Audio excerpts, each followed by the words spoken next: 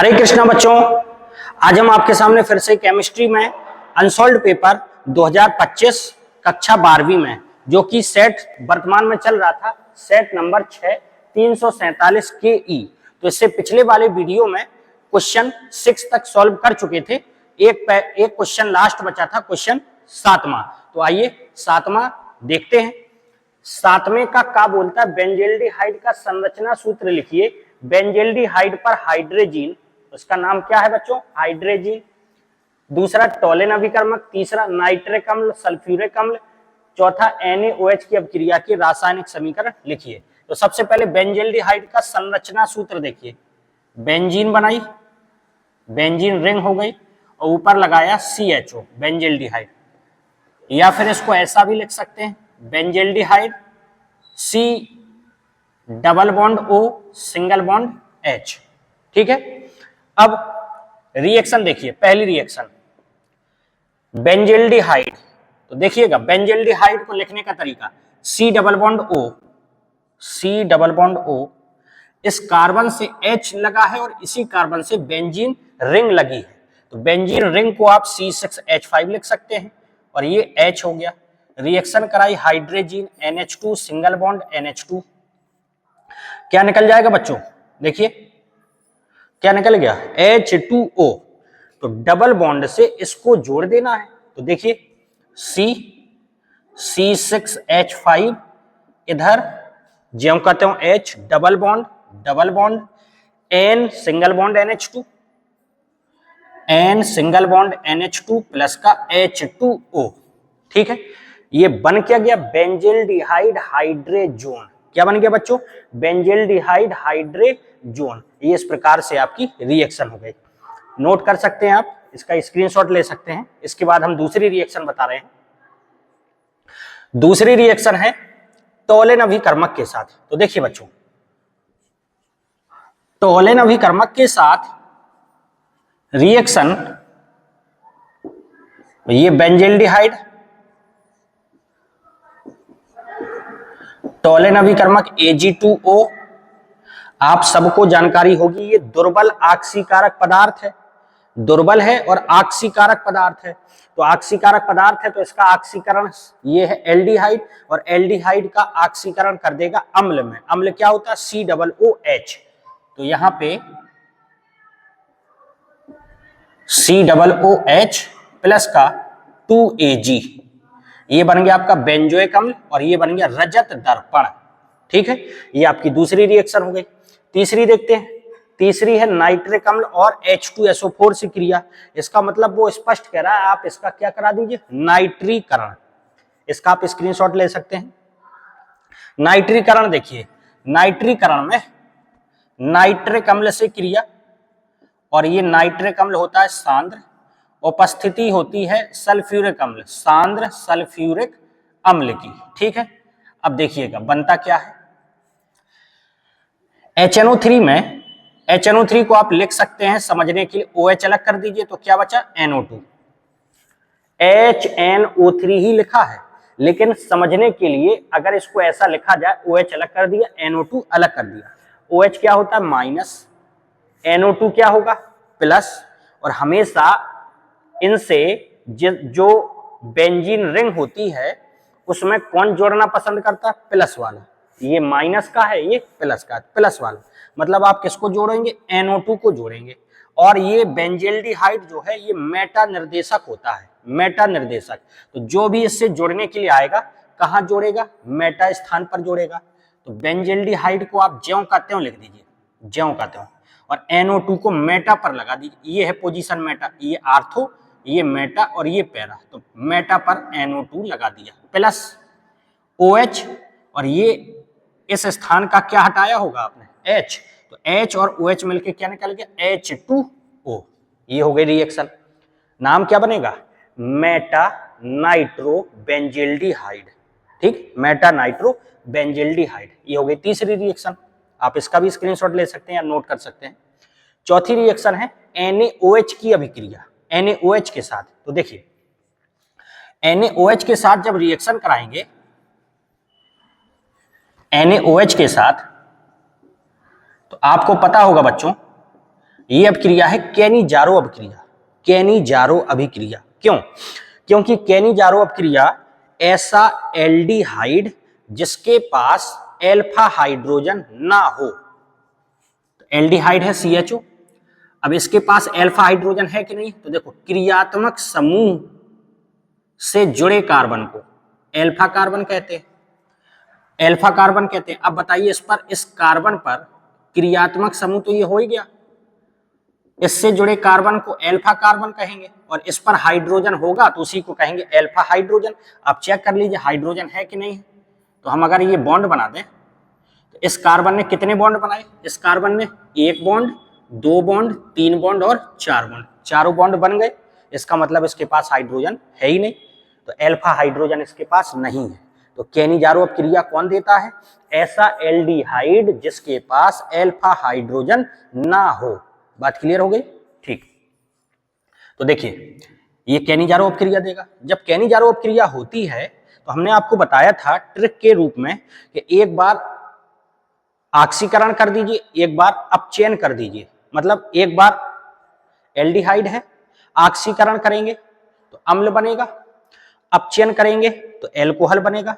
Alcohol बनाते हैं, एक कार्बन का एल्कोहल तो बेंजीन, और एक कार्बन का एल्कोहल CH2OH प्लस, ऑक्सीकरण किया तो क्या बनना चाहिए? COOH। फिर आपको ध्यान आएगा ये अम्ल है और क्रिया है क्षार से। अम्ल और क्षार आपस में क्रिया करके क्या बनाते हैं? लवण बनाते हैं बच्चों। क्या बनाते हैं? लवण। तो H यहाँ का, OH यहाँ का क्या निकल गया? H2O निकल जाएगा, और जब H2O निकल जाएगा तो इस Na को उठा के H की जगह लगा दीजिए, तो फाइनल में ये बनता है। आपको अगर डायरेक्ट याद हो जाए तो आप डायरेक्ट याद कर लीजिए, और नहीं याद हो रहा तो जो हमने तरीका समझाया आप उससे याद कर सकते हैं। ठीक है, ये क्षार था और अम्ल बनना चाहिए, अम्ल और क्षार मिलके क्या बनाते हैं? लवण। तो ये डायरेक्ट क्या बनता है? लवण बनता है। इसका नाम है बेंजिल एल्कोहल और इसका नाम है सोडियम बेंजोएट। ठीक है, ये आपकी रिएक्शन हो गई। इसको किस नाम से पुकारते हैं बच्चों? केनी-जारो अभिक्रिया। केनी-जारो अभिक्रिया। इस प्रकार से ये क्वेश्चन कंप्लीट हो गया। इसी के अथवा में है ये वाला क्वेश्चन, तो इसको भी देखते हैं।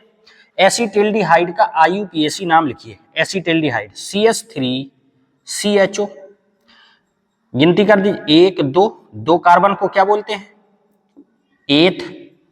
सिंगल बॉन्ड एन लगाइए, एथेन, और CHO का अनुलग्न नाम होता है अल, तो एथेनल। इसका क्या हो गया बच्चों? IUPAC नाम। इतनी बात क्लियर हो गई? IUPAC नाम हो गया।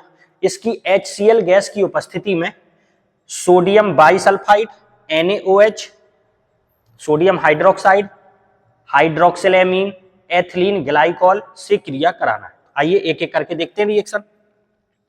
सबसे पहले इसको आप C डबल बॉन्ड O, अब C से H लगा है और CH3 लगा है, तो CH3 लगा दिया और H लगा दिया।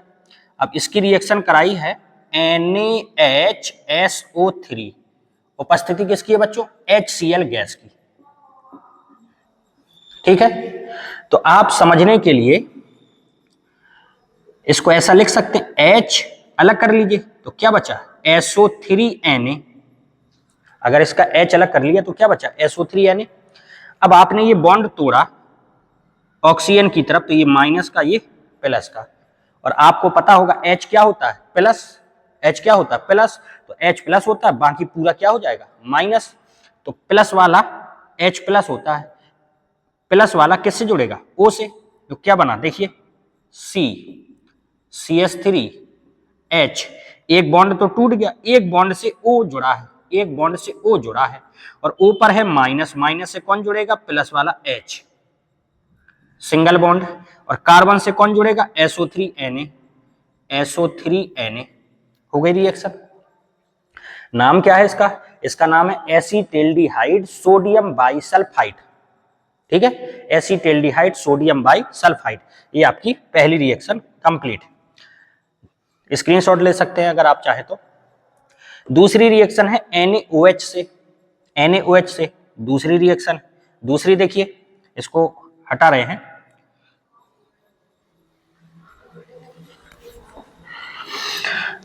एसिटिल्डिहाइड CH3CHO, इसके दो अणु CH3CHO NaOH, तनु NaOH। आप याद रखिए, इसको याद करिए। ये कौन सी अपक्रिया है? एल्डोल संघनन। एल्डोल संघनन रिएक्शन है। क्या कहता है एल्डोल संघनन? एल्फा हाइड्रोजन युक्त, एल्फा हाइड्रोजन जिसमें हो, तो आप चेक कर लीजिए, ये क्रियात्मक समूह हो गया। क्रियात्मक समूह से जुड़े कार्बन को एल्फा कार्बन कहते हैं, और इस पर जो हाइड्रोजन होगा उसको क्या बोलते हैं? एल्फा हाइड्रोजन कहते हैं। तो जिसके पास एल्फा हाइड्रोजन हो, ऐसा एल्डिहाइड या कीटोन तनु NaOH मतलब क्षार की उपस्थिति में क्रिया करके एल्डोल बनाता है। इस अपक्रिया को एल्डोल संघनन कहते हैं। तो ये एल्डोल संघनन वाली अपक्रिया है। तो इसका एक H हम अलग से लिख रहे हैं, तो यहाँ कितना बचेगा? 2। एक H को अलग से लिखा, और ये जो H है इसको यहाँ ट्रांसफर कर दिया, और जो है उसको लिख दे रहे हैं। तो लिखिए CH3 सिंगल बॉन्ड CH, ऊपर क्या हो जाएगा? ये H आएगा तो OH हो जाएगा, और एक बॉन्ड बचेगा, OH हो गया। Single bond CH2, single bond CHO, इसको क्या बोलते हैं बच्चों? एल्डोल। और ये अपक्रिया कौन सी? एल्डोल संघनन। बात आपको समझ में आ गई? ये दूसरी रिएक्शन हो गई। तीसरी देखिए NH2OH हाइड्रोक्सिल एमीन से, आप स्क्रीनशॉट ले सकते हैं। अगला देखिए तीसरा,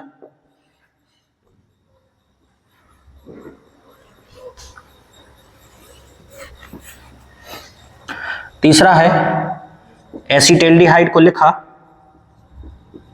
और रिएक्शन कराई NH2OH, उपस्थिति वही, बार बार बोल रहा है। पिछली वाली में ना भी लिखा हो तो आप HCl गैस की उपस्थिति लिख सकते हैं, क्योंकि उसने बोला है। क्या निकल जाएगा? H2O निकल जाएगा। H2O निकल गया, जो बचा उसी को लिखना है CH3H डबल बॉन्ड से NOH, डबल बॉन्ड से NOH प्लस का H2O। क्या बन गया? इसका नाम तो आपको बता ही चुके हैं हम, हाइड्रोक्सिल एमीन। ये बन गया एसिटिल्डिहाइड ऑक्साइम। ठीक, एसिटिल्डिहाइड ऑक्साइम। इस प्रकार से ये रिएक्शन कंप्लीट हो गई। चौथी देखिए, चौथी कहता है CH2OH सिंगल बॉन्ड CH2OH मतलब एथिलीन ग्लाइकॉल से क्रिया कराते हैं।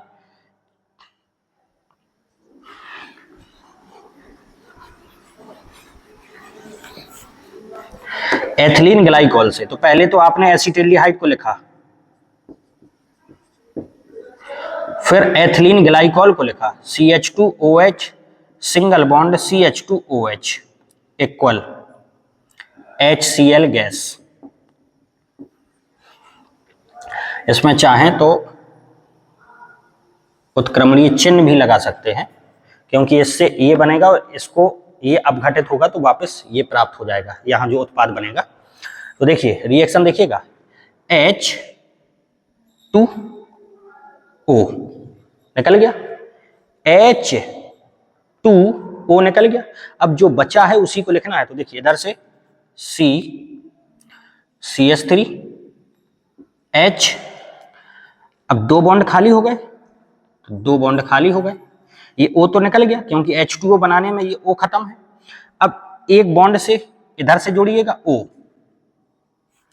O के बाद CH2, ऐसे यहां O CH2, ठीक है, O CH2, और ये दोनों भी आपस में देखिए बॉन्ड से जुड़े हुए हैं, ये भी आपस में बॉन्ड से जुड़े हुए हैं, प्लस का H2O।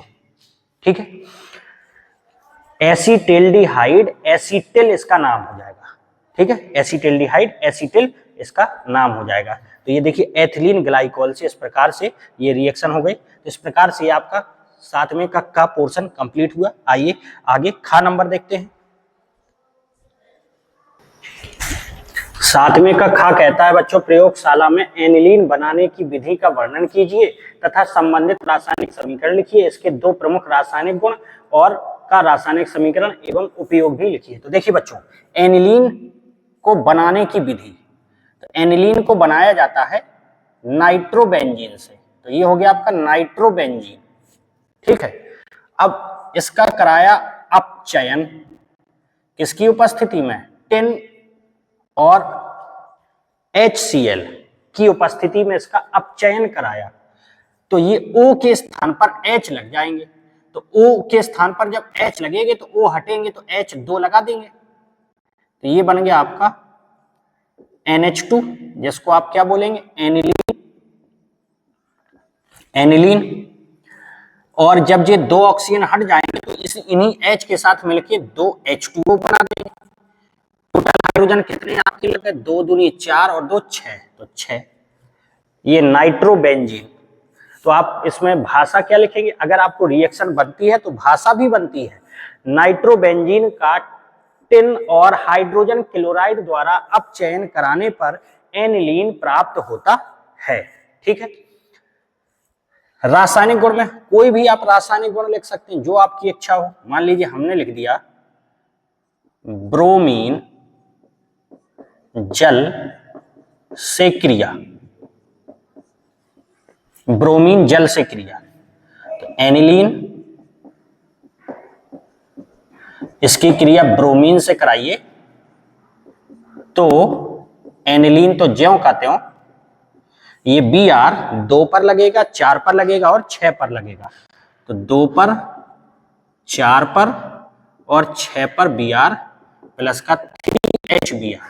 ठीक है, क्योंकि जहां जहां ये Br लगा उधर का H हटा होगा और Br के साथ मिलके क्या बना देगा, HBr। नाम क्या है, 2,4,6 ट्राइब्रोमो एनिलीन, 2,4,6 ट्राइब्रोमो एनिलीन। दूसरी रिएक्शन, दूसरी कोई भी आप रिएक्शन लिख सकते हैं जो आपको उचित लगे, सही लगे। मान लीजिए हम कार्बिल एमीन ही लिखे देते हैं, कार्बिल एमीन अपक्रिया। कार्बिल एमीन अपक्रिया में एनिलीन इसकी क्रिया क्लोरोफार्म और KOH के साथ कराई तो आपको जानकारी होगी आइसोसाइनाइड बनता है, तो आइसोसाइनाइड बना दिए NC isocyanide plus 3KCl, 3KCl बना दिया प्लस 3H2O, ऑक्सीजन कितने 3, 3H2O।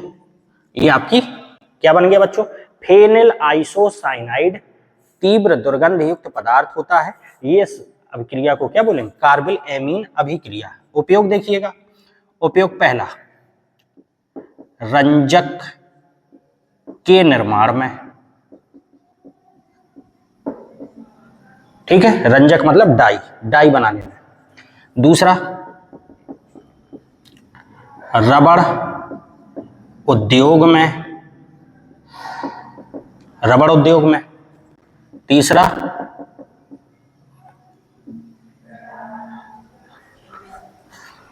औषधियों के,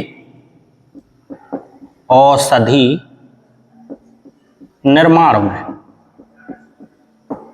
ये आपके उपयोग हो गए। ठीक है, अथवा में है निम्नलिखित पर संक्षिप्त टिप्पणी लिखिए कार्बिल एमीन अपक्रिया। तो देखिए अभी अभी आपके सामने लिखी हुई है कार्बिल एमीन अपक्रिया, हाफमैन ब्रोमेमाइड अपक्रिया और एसिटिलन। तो देखिए बच्चों कार्बिल एमीन अभिक्रिया यहां हमने एनिलीन से दिखाई है, यहां पे भी सेम रिएक्शन लिख सकते हैं, नहीं तो एथिल एमीन, कोई भी प्राथमिक एमीन होना चाहिए। कौन सा, कोई भी प्राथमिक एमीन।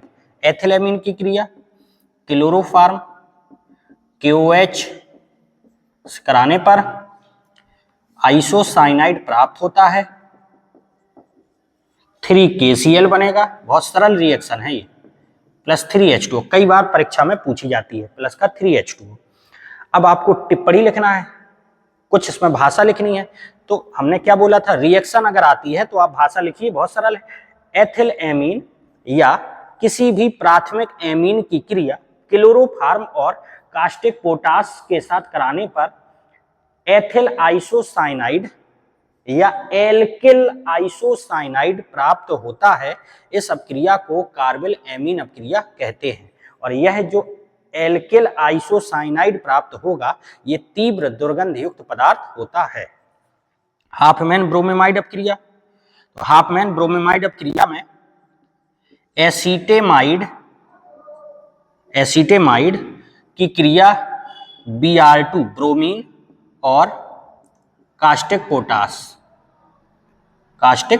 पोटास के साथ कराने पर, एसीटामाइड की क्रिया ब्रोमीन और KOH के साथ कराने पर क्या बनता है? तो देखिए बीच का ये CO हट जाता है, CO हट जाता है तो क्या बचा? CH3NH2 बचा, CH3NH2 बचा और 2KBr, तो 2KBr हो गया प्लस CO है और इधर 2 पोटेशियम और बचे तो K2CO3 प्लस का ऑक्सीजन। अच्छा ऑक्सीजन कितने थे? 4 और 1 5, यहां 3 आ गए, 2 ऑक्सीजन बचे तो प्लस का 2H2O। ये हाफमैन ब्रोमीमाइड अपक्रिया है। हाफमैन ब्रोमीमाइड अपक्रिया का मतलब है आप क्रिया किससे कराते हैं? Br2 और KOH के साथ, Br2 और KOH के साथ। इसका उपयोग क्या है? इसका उपयोग ये है कि ये CONH2 को NH2 में कन्वर्ट कर देता है, एमाइड को एमीन में कन्वर्ट कर देता है। तो रिएक्शन आप इसमें भाषा क्या लिखेंगे? एसीटेमाइड की क्रिया ब्रोमीन और कास्टिक पोटास से कराने पर मेथिल एमीन प्राप्त होता है। इस अपक्रिया को हाफमैन ब्रोमीमाइड अपक्रिया कहते हैं। इसका उपयोग CONH2 समूह को NH2 समूह में परिवर्तित करने के लिए किया जाता है। ठीक है, अब इसको देखिए एसिटिलन, तो एसिटिलन मतलब एसिटिलीन। अब एसिटिलीन बनाने के लिए आप कैल्शियम कार्बाइड की क्रिया जल से कराइए, कैल्शियम कार्बाइड की क्रिया जल से, तो ये बनेगा CaOH का होल ट्वाइस। क्यों? क्योंकि H क्या होता है बच्चों? H और OH, H2O क्या होता है? H और OH, तो CaOH का होल ट्वाइस, H बचा तो बनेगा साथ में C2H2 एसिटिलीन। क्या बनता है? इसी को क्या बोलते हैं? एसिटिलीन बोलते हैं। बात समझ में आ गई? अच्छा अब इसमें टिप्पणी लिखना है, तो टिप्पणी में आप क्या लिखेंगे? तो देखिए एसिटिलीन कैल्शियम कार्बाइड की क्रिया जल से कराने पर कैल्शियम हाइड्रोक्साइड व एसिटिलीन गैस प्राप्त होती है। इसकी गंध लहसुन जैसी होती है। इसका उपयोग ऑक्सी एसिटिलीन ज्वाला के रूप में, इसका उपयोग ऑक्सी, ये ऑक्सीजन के साथ मिलके ऑक्सी एसिटिलीन ज्वाला के रूप में धातुओं को जोड़ने और काटने में किया जाता है, क्योंकि ऑक्सी एसिटिलीन का ताप 3000 डिग्री सेंटीग्रेड से भी अधिक हो जाता है, 3000 डिग्री सेंटीग्रेड से भी अधिक हो जाता है। इसलिए इसका उपयोग ऑक्सी एसिटिलीन के रूप में धातुओं को जोड़ने व काटने में किया जाता है। धातुओं को जोड़ने को क्या बोलते हैं? वेल्डिंग, वेल्डिंग में किया जाता है। तो बात समझ में आ गई? इसकी गंध लहसुन जैसी होती है। इसका उपयोग ऑक्सी एसिटिलीन के रूप में धातुओं को जोड़ने व काटने में किया जाता है, क्योंकि ऑक्सी एसिटिलीन का ताप 3000 से 3500 डिग्री सेंटीग्रेड के बीच होता है। तो इस प्रकार से ये आपका सेट नंबर 6347 KE आपका कंप्लीट हो गया है। तो उम्मीद करते बच्चों आपको इसमें रिएक्शन और भाषा जो हमने समझाई वो आपको अच्छे से समझ में आई होगी। धन्यवाद। कृपया वीडियो को अधिक से अधिक शेयर करें और जो चैनल में नए हैं वो सब्सक्राइब करें। Thank you.